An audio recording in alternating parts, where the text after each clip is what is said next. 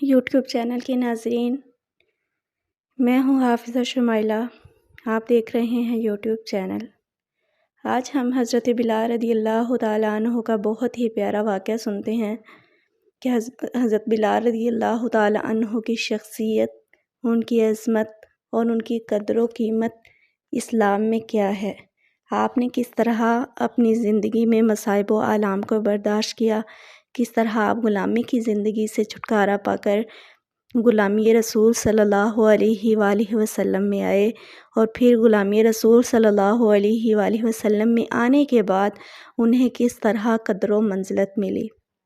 صبح صادق کے دھندلکے میں، روشن اور گرم دوپہر میں، سرمئی شام میں، اور پھر رات کی تاریکی میں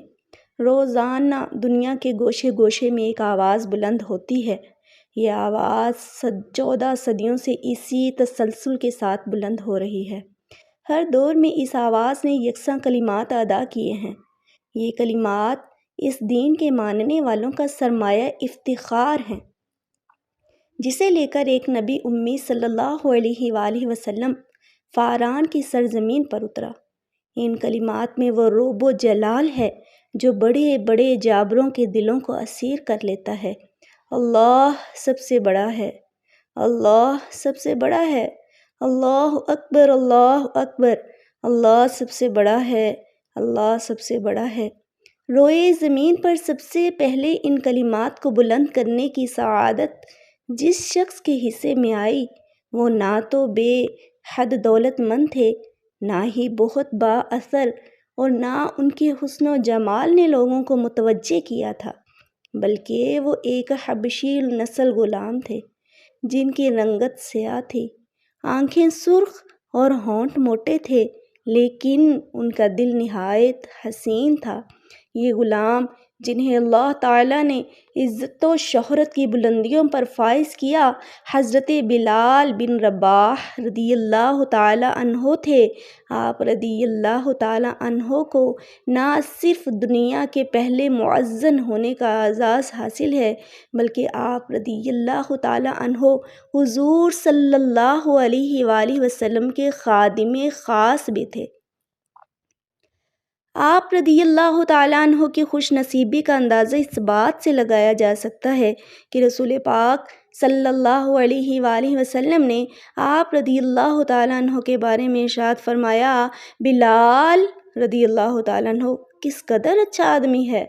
وہ تمام مؤذنوں کا سردار ہے۔ بلال رحمۃ اللہ تعالیٰ علیہ کس قدر اچھا آدمی ہے، وہ تمام مؤذنوں کا سردار ہے۔ بلال کی کنیت ابو عبداللہ تھی، والد کا نام رباح اور والدہ کا نام امامہ تھا۔ آپ رحمۃ اللہ تعالیٰ علیہ، آپ رضی اللہ تعالیٰ عنہ حبشی غلام تھے۔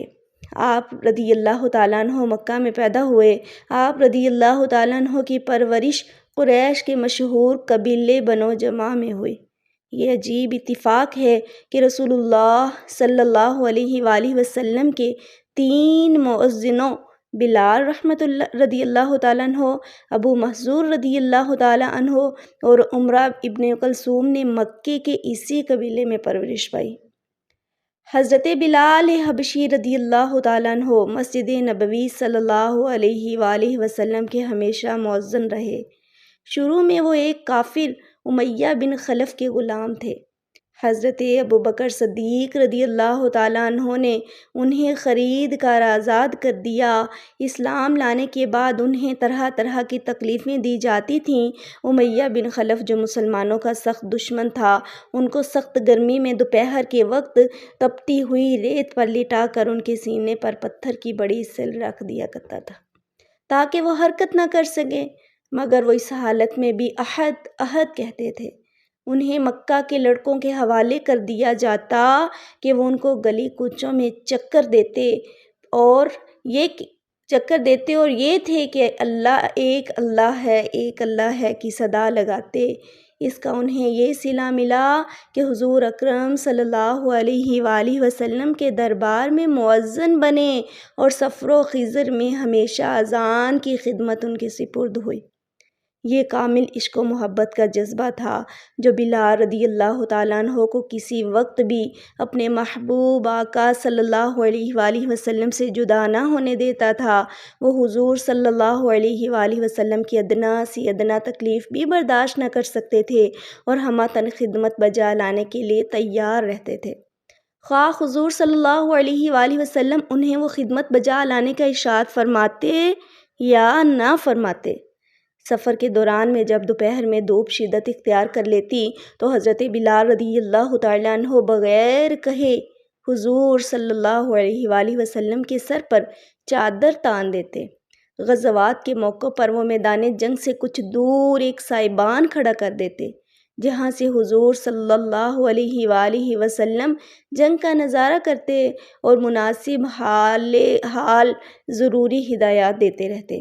جب تک جنگ جاری رہتی بلال رضی اللہ تعالیٰ عنہ برابر میدان جنگ اور حضور صلی اللہ علیہ وآلہ وسلم کے خیمے کے درمیان چکر لگاتے رہتے اور حضور صلی اللہ علیہ وآلہ وسلم کے احکام اور ضروری ہدایات فوج تک پہنچاتے رہتے۔ جب رسول اللہ صلی اللہ علیہ وآلہ وسلم فاتحانہ شان سے مکہ میں داخل ہوئے تو آپ صلی اللہ علیہ وآلہ وسلم نے بلال رضی اللہ تعالیٰ عنہ کو حکم دیا کہ وہ کعبہ کی چھت پر کھڑے ہو کر اذان دیں۔ سبحان اللہ! جس وقت بلال رضی اللہ تعالیٰ عنہ کی آواز بتہائے مکہ میں گونجی اور اشہد ان لا الہ الا اللہ کے الفاظ ان کے منہ سے نکلے تو مشرکین کے دل رنج و الم سے بھیگ گئے۔ ایک دفعہ عالم کشف میں رسول اللہ صلی اللہ علیہ وآلہ وسلم کو جنت کا نظارہ دیکھا گیا اور آپ صلی اللہ علیہ وآلہ وسلم نے اپنے آگے بلال رضی اللہ تعالیٰ عنہ کے قدموں کی آواز سنی۔ نماز کے بعد آپ صلی اللہ علیہ وآلہ وسلم نے پوچھا، بلال رضی اللہ تعالیٰ عنہ، تمہیں اپنے کس عمل کے نتیجے میں سب سے زیادہ ثواب ملنے کی امید ہے؟ کیونکہ میں نے جنت میں تمہارے قدموں کی آواز اپنے آگے سنی ہے۔ حضرت بلال رضی اللہ تعالیٰ عنہ کی کسر نفسی دیکھیں کہ اس وقت نہ انہوں نے اپنے زہد و تقویٰ کا ذکر کیا، نہ جہاد فی سبیل اللہ کا ذکر کیا، نہ ان تکالیف و مصائب کا ذکر کیا کہ جو آپ رضی اللہ تعالیٰ عنہ کو راہ حق میں اٹھانی پڑی اور جنہیں آپ رضی اللہ تعالیٰ عنہ نے بڑے ہی صبر و استقلال سے برداشت کیا، اور نہ ہی اپنی اطاعت و فرما برداری کا، بلکہ صرف یہ کہا، میں نے اسلام کے دوران کوئی ایسا غیر معمولی عمل نہیں کیا جس کی بنا پر میں بارگاہ خداوندی سے خاص ثواب کا مستحق ٹھہرایا جاؤں، البتہ اتنا ضروری ہے کہ میں ہر وضو کے بعد 2 رکعت نفل پڑھ لیتا ہوں۔ ابتدا میں مسلمانوں کو نماز کے لیے بلانے کی خاطر طبل بجانے کی تجویز بھی تھی۔ آغاز اسلام میں اذان کا وجود نہ تھا۔ مسلمانوں کا قبلہ خانہ کعبہ پایا اور اسلام نے بھی روز افزوں ترقی کرنی شروع کی تو مسلمانوں نے کوئی ایسا طریقہ سوچنا شروع کیا جس سے دور دور تک پھیلے ہوئے لوگوں کو نماز کے لیے اکٹھا کیا جا سکے۔ اذان کا حکم نازل ہونے سے پہلے رسول اکرم صلی اللہ علیہ وآلہ وسلم کا ایک منادی کسی اونچی جگہ پر کھڑے ہو کر بلند آواز سے یہ الفاظ کہتا، الصلاۃ جامعہ، نماز کھڑی ہونے کا وقت آ گیا ہے۔ یہ آواز سن کر لوگ نماز کے لیے مسجد میں جمع ہو جاتے۔ جب قبلہ بیت المقدس سے ہٹ کر خانہ کعبہ کی جانب کر دیا گیا تو مسلمانوں کو اس امر کا احساس پیدا ہوا کہ کوئی ایسا طریقہ ہونا چاہیے جس سے دور دور کے لوگ بآسانی نماز کے لیے جمع ہو سکے۔ بعض لوگوں نے کہا کہ اس غرض کے لیے بغل بجانا چاہیے، بعض نے ناقوس بجانے کی صلاح دی، بعض نے کہا کہ کسی بلند ٹیلے پر آگ جلا دینی چاہیے، لیکن کسی بھی بات پر فیصلہ نہ ہو سکا۔ ایک صحابی رضی اللہ تعالیٰ عنہ عبداللہ بن زید خزرجی اسی فکر میں گھر پہنچے۔ گھر والوں نے کھانے کو پوچھا لیکن انہوں نے کھانے سے انکار کر دیا اور کہا کہ رسول اکرم صلی اللہ علیہ وآلہ وسلم کو نماز کے لیے لوگوں کو بلانے کے مسئلہ نے پریشان کیا ہوا ہے، میں جب تک اس مسئلے کا کوئی حل تلاش نہ کر لوں کھانا نہ کھاؤں گا۔ رات کو سوتے میں انہوں نے خواب میں اذان کے الفاظ سنے۔ آپ رضی اللہ تعالیٰ عنہ نے دیکھا کہ ایک شخص نے اذان کے الفاظ مسجد کی چھت پر کھڑے ہو کر بلند آواز سے کہے۔ یہ الفاظ کہہ کر وہ کچھ دیر کے لیے بیٹھ گیا اور پھر کھڑے ہو کر نماز کی اقامت کی، جو انہی الفاظ پر مشتمل تھی جن الفاظ میں اذان دی گئی تھی۔ عبداللہ بن زید بیدار ہوتے ہی حضور صلی اللہ علیہ وآلہ وسلم کی خدمت میں حاضر ہوئے اور رات والا واقعہ حضور صلی اللہ علیہ وآلہ وسلم کی گوش گزار کر دیا۔ حضور صلی اللہ علیہ وآلہ وسلم نے فرمایا، تم بلال رضی اللہ تعالیٰ عنہ کے پاس جا کر انہیں یہ الفاظ یاد کروا دو اور انہیں کہو کہ وہ ہر نماز کے وقت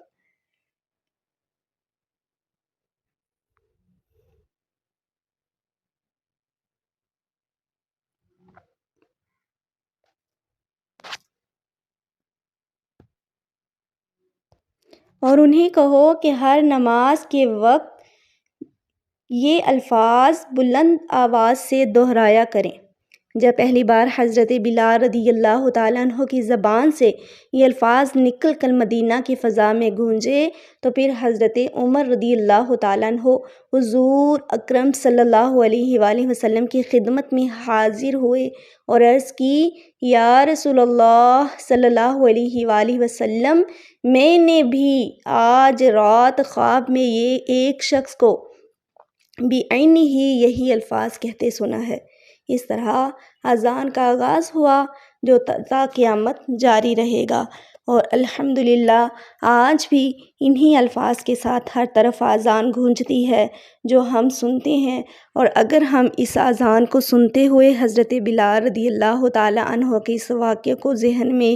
ذہن نشین کریں، ذہن میں دہرائیں، آقا علیہ الصلوۃ والسلام کا وہ زمانہ اقدس ہماری آنکھوں میں گونجنے لگے گا، ہمارے تصور میں وہی واقعات چلنے رہیں گے کہ کس طرح آقا علیہ الصلوۃ والسلام کے گرد صحابہ کرام جمع ہوا کرتے تھے، کس طرح حضرت بلال حبشی رضی اللہ تعالیٰ عنہ اذان کے مبارک الفاظ دہرایا کرتے تھے، پھر ہمارے پیارے نبی صلی اللہ علیہ وآلہ وسلم صحابہ کرام کی جماعت کروا کر انہیں نماز کے لیے جب کھڑے ہوتے نماز ادا کرتے، پھر نماز کے بعد ہمارے پیارے نبی صلی اللہ علیہ وآلہ وسلم صحابہ کرام کو درس دیا کرتے، اور اسی طرح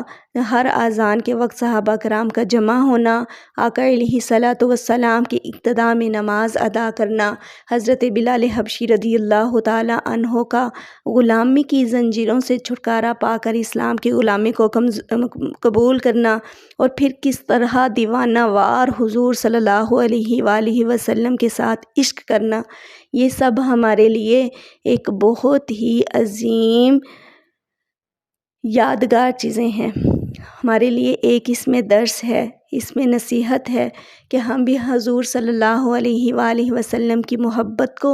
ان کی عظمت کو، ان کے پیار کو، ان کے عشق کو اپنے دل میں مضبوط کریں، اور ان کے عشق کو مضبوط کرنے کا ایک بہترین جو ذریعہ ہے وہ یہی ہے کہ ہم حضور صلی اللہ علیہ وآلہ وسلم کے بتائے ہوئے طریقوں پر عمل کریں۔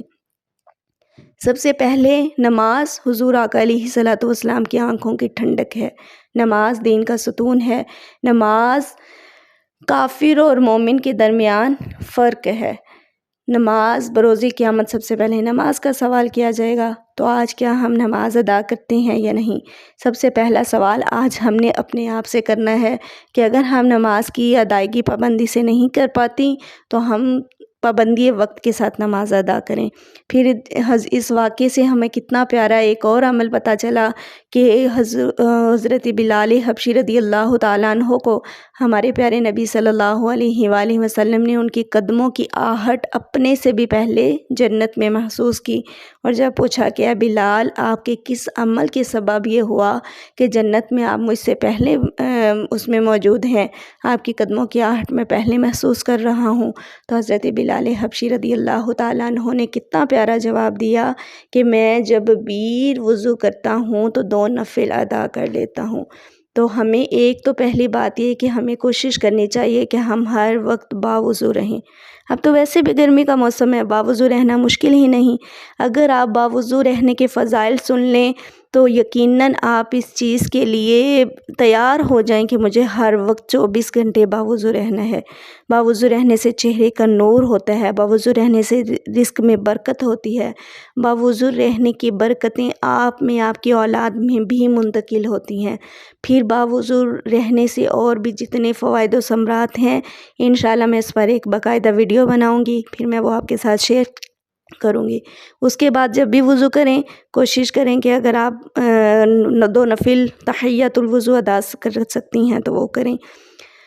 ہر وقت ہر وضو کے ساتھ اگر نہیں کر سکتی تو کم از کم جب نماز کے لیے کھڑے ہوں، نماز کے لیے ہم وضو کر کے آتی ہیں تو پہلے تحیۃ الوضو کے 2 نفل ادا کر لیں،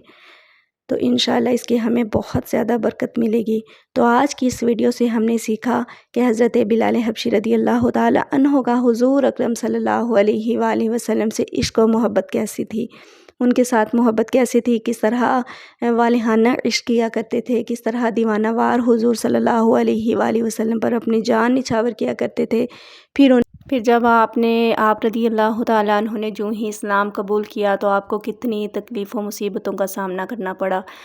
حضرت بلال حبشی رضی اللہ تعالیٰ عنہ کا جو غلام امیہ بن خلف تھا، اس کے بارے میں سنا کہ آپ کو گلیوں میں، مکہ کی گلیوں میں لڑکوں کو دے دیتا، آپ کو چکر وہ لگواتے، لیکن اس کے باوجود آپ عہد عہد کر کے پکارتے رہتے، ہمیشہ اسلام کے لیے ہی آپ نے اپنے آپ کو سپرد کیے رکھا۔ تو ہم بھی حضرت بلال حبشی رضی اللہ تعالیٰ عنہ کے اس واقعے سے یہ تھوڑا سا درس لیں کہ ہم نے بھی اسلام سے محبت کرنی ہے، حضور صلی اللہ علیہ وآلہ وسلم سے محبت کرنی ہے، ان کی ذات سے عشق کرنا ہے، اور پھر ان کے بتائے گئے طریقوں پر زندگی بسر کرنے کی کوشش کرنی ہے، ان کی سنتوں پر عمل کرنے کے لیے اپنے آپ کو تیار کریں۔ جیسے نارمل بات ہے کہ ہم نے کام کرنے تو ہوتے ہیں، لیکن ہم وہی کام اگر سنت کے مطابق کرتے ہیں تو دنیا میں بھی ہماری زندگی بہت اچھی گزرتی ہے اور آخرت میں بھی اس کا اجر و ثواب ملتا ہے۔ تو اس پر میں اپنی ویڈیو ختم کرتی ہوں، آئندہ کے ویڈیو کے لیے انشاءاللہ حاضر ہوتے ہیں کہ اللہ حافظ۔